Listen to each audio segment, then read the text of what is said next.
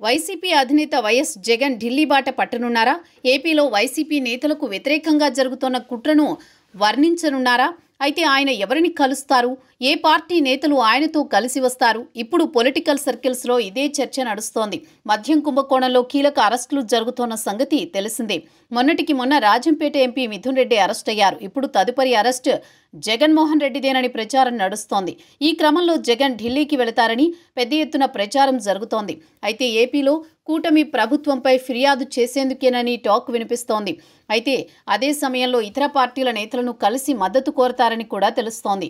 జగన్ రెడ్డితో కలిసి వచ్చేది ఎవరు, మద్దతు ఎవరు ఇచ్చేది అనేది ఇప్పుడు బలమైన చర్చ. ప్రస్తుతం ఎన్డీఏలో తెలుగుదేశం పార్టీ కీలక భాగస్వామి. అదే సమయంలో ఏపీలో టీడీపీతో కలిసి అధికారాన్ని పంచుకుంటోంది బీజేపీ. బీజేపీ నుంచి టీడీపీకి అన్ని విధాలా సహకారం అందుతోంది. ఇటువంటి సమయంలో బీజేపీ పెద్దలు జగన్మోహన్ రెడ్డికి అభయమిస్తారా? కనీసం కలిసేందుకు అవకాశం ఇస్తారా అన్నదే అనుమానం. ఇప్పటికే కొంతమంది బీజేపీ నేతలు వైసీపీ అధినేత జగన్ సానుభూతి చూపిస్తున్నారన్న ప్రచారం నడుస్తోంది. ఇటువంటి తరుణంలో జగన్ రెడ్డి కేంద్ర పెద్దలను కలిసేందుకు అవకాశం దక్కినా అది సంచలనమే. ఇండియా కూటమి పట్ల జగన్ సుముఖంగా లేరు. కానీ అదే కూటమిలో కొనసాగుతున్న కొన్ని పార్టీలతో మాత్రం ఆయన స్నేహాన్ని కొనసాగిస్తున్నారు. గతంలో ఢిల్లీలో చేపట్టిన ధర్నాకు సమాజ్వాదీ పార్టీ అధ్యక్షుడు అఖిలేష్ యాదవ్ హాజరయ్యారు. మరికొన్ని పార్టీల నేతలు పాల్గొని మద్దతు తెలిపారు. అయితే అప్పట్లో విజయసాయిరెడ్డి రూపంలో జాతీయ పార్టీ నేతలతో లాబియింగ్ చేసే అవకాశం ఉండేది.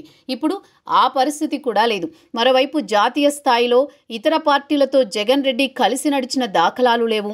ఇప్పటికే మద్యం కుంభకోణం విషయంలో సంచలన ఆరోపణలు చేసింది కాంగ్రెస్. జగన్ రెడ్డి ఇందులో హస్తం ఉందని కూడా ఆరోపించింది. దీంతో ఆ పార్టీ మద్దతు ఇచ్చే అవకాశం లేదు. మరోవైపు కొన్ని ప్రాంతీయ పార్టీలు కేంద్ర పెద్దలను భయపెడుతున్నాయి. ఇటువంటి పరిస్థితుల్లో జగన్మోహన్ రెడ్డికి ఎవరూ మద్దతిచ్చే అవకాశం లేదని జాతీయ వర్గాల్లో చర్చ నడుస్తోంది. ప్రస్తుతం మద్యం కుంభకోణం కేసుపై ఫుల్ ఫోకస్ పెట్టారు జగన్. దీని నుంచి ఎలా బయటపడాలి అనే దానిపై ఫుల్ ఫోకస్ చేశారు. జాతీయ స్థాయిలో లాబియింగ్ చేస్తే కానీ బయటపడలేమని ఒక నిర్ణయానికి వచ్చినట్టు తెలుస్తోంది.